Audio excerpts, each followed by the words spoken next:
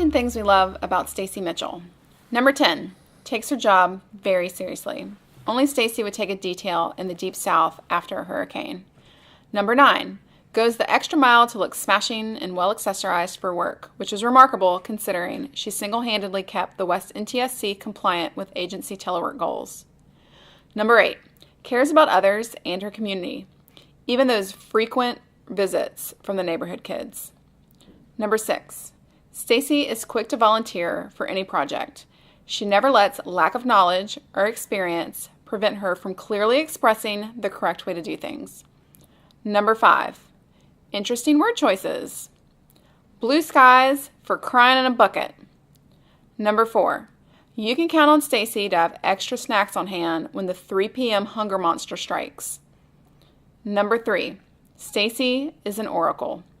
She can provide learned consultation on topics ranging from how to print high-resolution images to the Montana State Bobcats' chances of winning their next big game.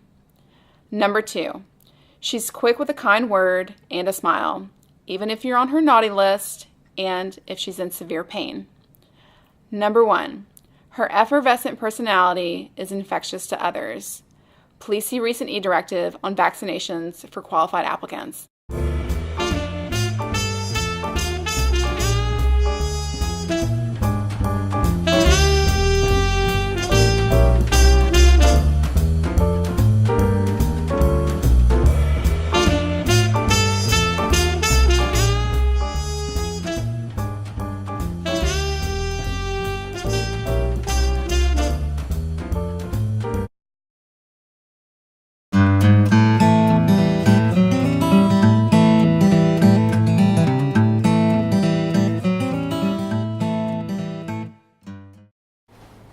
So this is Bob Gillespie, and my first memory of meeting Pat Shaver was at a range health training in Central Washington. And there, of course, he stressed the importance of having reference sheets and all that good stuff and ecological site determinations while you're doing rangeland health. My next meeting with Pat was when I came to Oregon as the state rangeland management specialist. And I saw him in the corridors, and he asked me how I was doing and what I had done, and I told him that I had used rangeland health up in Washington and appreciated his guidance on that. And he said, "Oh, did you have a reference sheet?" And I says, "No." And he about jumped down my throat and yanked out my stomach for that comment and for using rangeland health without having a reference sheet. I took a deep breath, stood my ground, and said, "Pat, I did it because it made me look at other things on the ground that I had not looked at before." He calmed down, and I calmed down, and he said, "Yeah, okay, I can buy that. But you better have a reference sheet."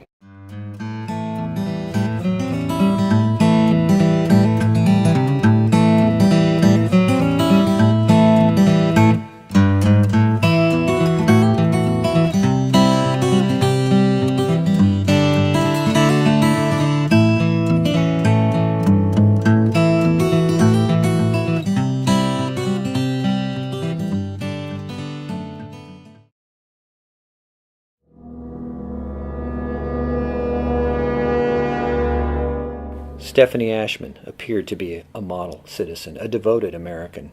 Laudatory words poured in for her retirement. It appeared that her life followed an ideal trajectory. California High School All-State Orchestra, Mariner Girl Scouts, 4.0 at UC Davis, a dedicated Big Sister volunteer. A team player by most accounts. Yet new evidence suggests a more disturbing story. Despite remnants of her links to Nebraska, in fact, Aschmann betrayed those roots early.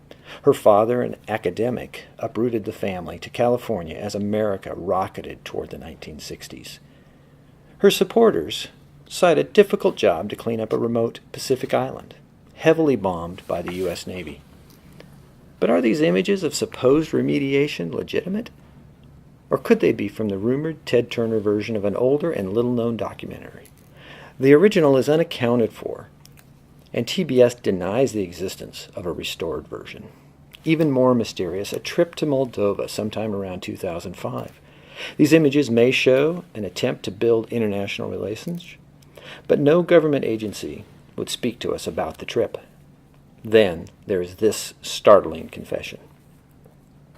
We obtained this heavily redacted letter submitted shortly before Aschmann left federal service. In light of what we've discovered, do these pictures show an effort to advance conservation principles or to promote a more sinister agenda? And finally, this photo procured from a source in the South Building from September 2011. Aschmann's team spent 1 week in the nation's capital using government ID to gain access to restricted areas. Advanced techniques, apparently, were deployed when ID proved inadequate. Who really is Stefannie Aschmann?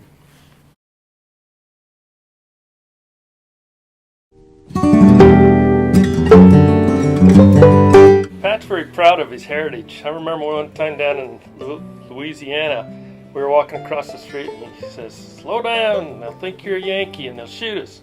So every time we go in now, I have to check with Pat to make sure I got the proper speed, make sure I'm not a Yankee. Pat enjoys brewing beer. A couple years ago, Pat and I were attending a conference out of town. We'd gone out to dinner, and I had gone back to my room at the hotel. I was giving a presentation the next morning, and I wanted to make sure I was well prepared. There was a knock on the door, and it was Pat, and he had a glass of beer. Apparently he travels sometime with homebrew. So I took the glass, said thank you very much, and sat down to get to work. When I was about halfway done with the glass of beer, I decided it was time to go to bed. You've all heard of near beer. I'm pretty sure what Pat had brewed up that time was near Everclear. Well, Pat and I have bluegrass in common, but I think we're somewhat different in our tastes, mainly because perhaps he's from Oklahoma and I'm from Tennessee. And being further away from Nashville, Pat's taste in bluegrass hasn't caught up. I tend to like what's called new grass, a more progressive kind that is often without lyrics. But Pat is into the old time stuff.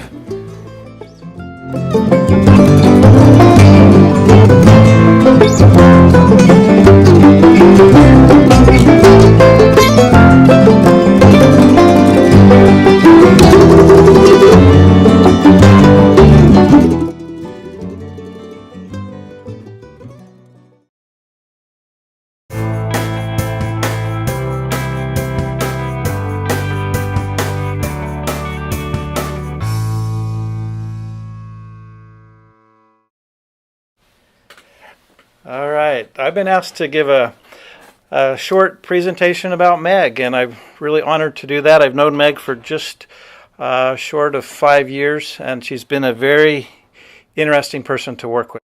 If you ask me who at the WNTSC has made me the angriest, it would be Meg. And if you ask me the person who I've laughed the most with, also Meg. Selective memory is a powerful force, and I've already forgotten those 1,000 things we've argued seriously about. But Meg's morning visits, those I'll miss. Meg was also the cover girl for the Montana Farmer Stockman magazine, which I believe Meg has a copy to this day. When Meg Bishop was selected to be the environmental coordinator for the WNTSC, my initial reaction was, what does Meg Bishop know about NEPA and so on? And she has done nothing but impress me since she started that job, and it's been great working with her.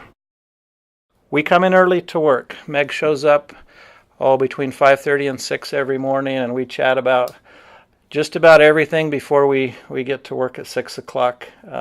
Meg's a very interesting person, and I hope that we all at the Tech Center can stay in touch and continue to use and abuse Meg in any way that we can to help us get our work done. So, Meg, congratulations on your retirement.